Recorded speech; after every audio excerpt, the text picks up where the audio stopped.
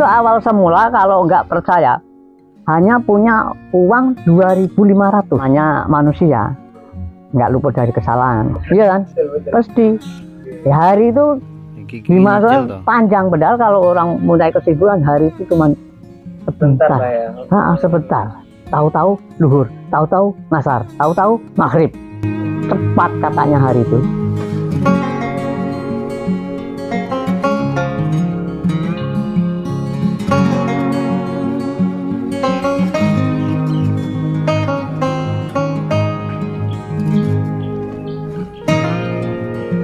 Ya, nama aslinya Pak Sugiono, dengan nama panggilan sehari-hari Mbah Seger.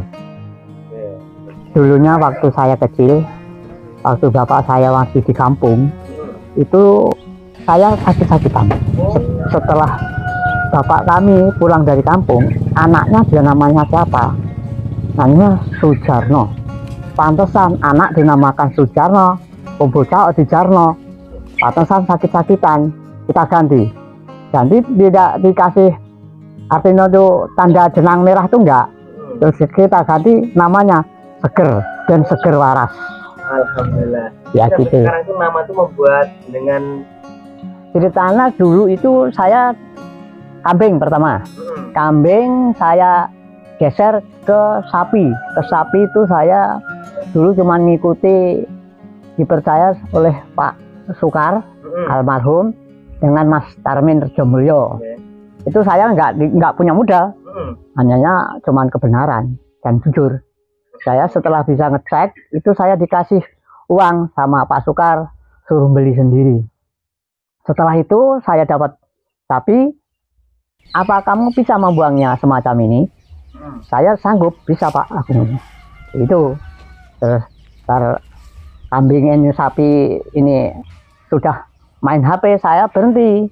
Saya terus terang nggak mau saya main HP, terus berhenti. Saya pulang dari HTI Jaya, saya berdiri lagi nyoba kambing. Kambing itu awal semula kalau nggak percaya hanya punya uang 2.500, 2,5 juta. Tetangga saya mau ngutangi satu kandang, harganya berapa? 10 juta. Nah saya itu nggak punya duit, kita berani nawar. Ini kalau di mata uang kan sekarang berani saya cuma 9 juta. Nah setelah itu saya begini, kalau diperpanjangkan bulannya saya mau. Nah, harganya 10 juta diperpanjang bulannya, ditempo lagi itu. Terus sampai awal sekarang ini. Dengan jenengan itu gimana, Pak? Kejujuran. Kejujuran karena saya jujur. Dulu cuma ngecek bisa ngecek enggak. Kalau ngecek sapi itu dari kaki kanan kiri yang belakang. Terus begitu lihat lulur boyoknya geger tuh loh.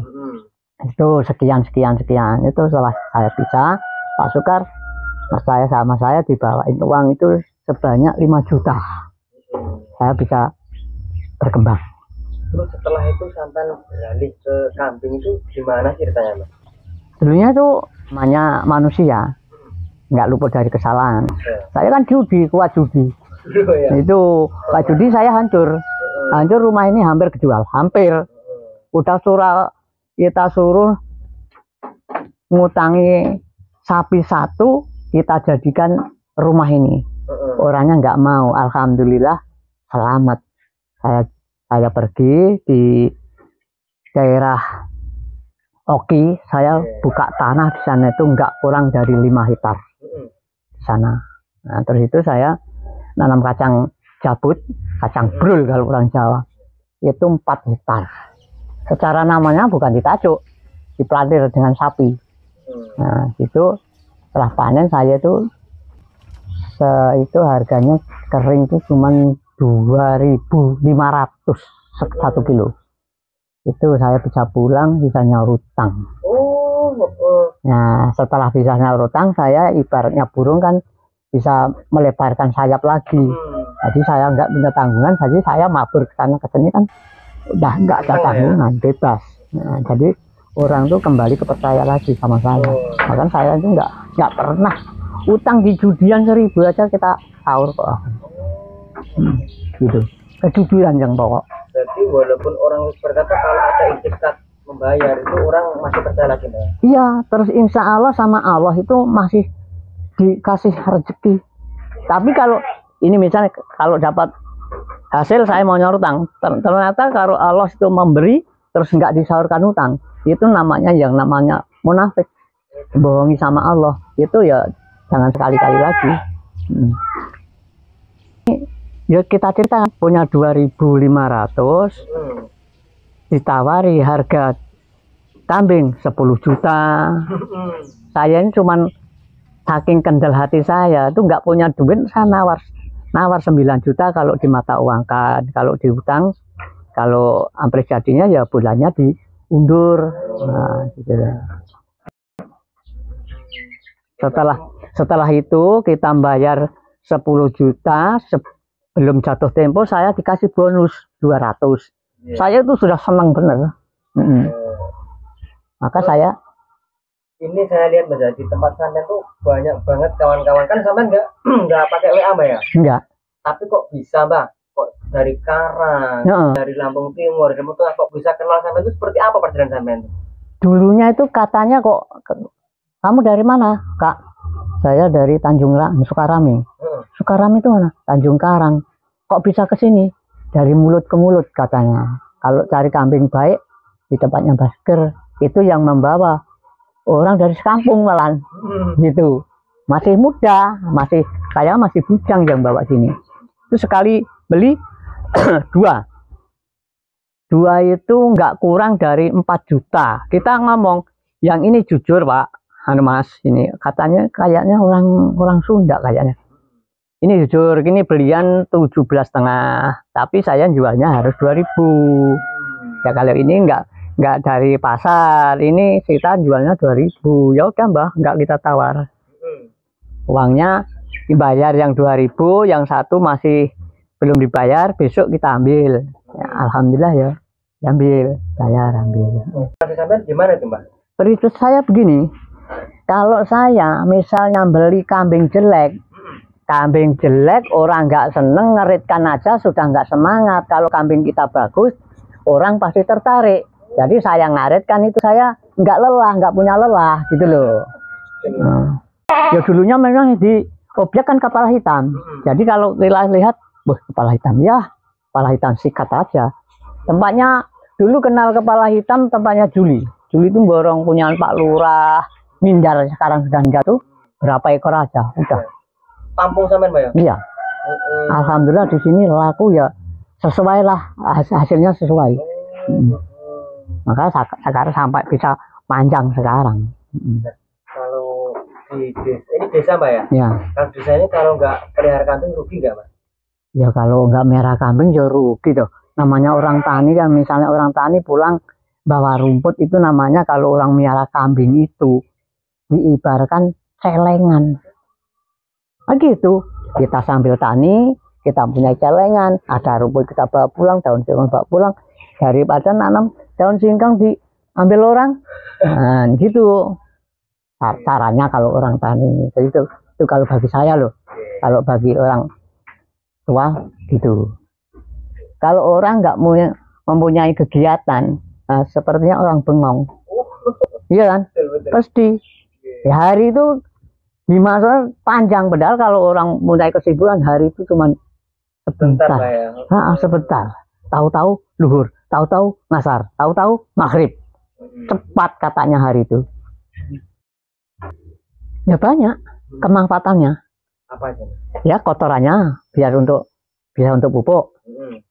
Kalau besaran, kalau miara sendiri nggak beli, itu keutamaannya. Nah, itu banyak utamanya. Ikan kambing sama ikan sapi, kalau saya pribadi suruh memilih, sudah masaknya, pilih ikan kambing. Jadi kalau saya, makanya sehat ikan kambing. Oh iya Mbak. Nah ini kalau untuk korban itu ada jenis-jenis khusus nggak sih Mbak untuk pejantannya itu buat korban? Ya kalau jenis-jenis khusus tuh nggak ada, yang penting nggak ada ciri. Kalau ciri dari kandungan boleh. Misalnya sanglir boleh, Mbak. Itu kan sanglir itu dari kandungan boleh. Yo, kalau misalnya besok kok mau untuk korban tandungnya patah, itu nggak bisa. Dan itu namanya sudah ciri. Nah, asal ciri dari kandungan boleh. Boleh, Mbak ya. Ada yang tidak kurang mantap, ada yang pokoknya saya percaya dengan syar'i. Syar'i itu syariat Islam. Oke. Itu. Jadi ya Itu tergantung kemareman, Mbak. kemareman. Jadi boleh-boleh saja. Jadi misal kalau kita Yang penting nggak buta kambing itu, nggak apa itu telinganya hilang sebelah, itu kan genah-genah kirinya tuh. Oh, itu walaupun dari lahir kalau kupingnya hilang sebelah itu nggak boleh, Mbak ya? Kalau dari lahir boleh-boleh saja, boleh. Ya nggak ciri ketika itu lah nggak boleh. Itu paham cirinya. Kalau buta ya dari lahir buta nggak boleh itu. Yang penting buta nggak boleh. Oh, nggak boleh, Mbak ya? Nggak boleh buta. Terus sampai nih, Mbak ya, ini umur berapa, Mbak? Mohon maaf nih. Saya kalau nggak keliru tuh lahiran tahun 56 sampai sekarang sudah 2000 berapa ini? 2024. Kalau enggak salah saya hampir 70-an ya. Umur 70, Mbak. Repot nggak? Repot nggak, Mbak, pelihara kambing sebanyak ini? Enggak, kalau bagi saya enggak. Kalau orang lihat tahu. Yang penting nggak hujan. Kalau saya nggak hujan itu soal cari rumput itu kita sepelekan. Ini hanya sedikit, dulunya sama mentok 27, 28. Ini sudah banyak yang anu. Lihat umurnya jenengan, Mbak. Kok jenengan itu pakai semangat ngarit? Itu apa, Mbak? Yang membuat sampai semangat itu apa, Mbak? Karena saya senang. Itu loh. Saya melihara apapun kalau saya senang, kambingnya juga sehat, pikirannya senang tetap kuat. Gitu loh.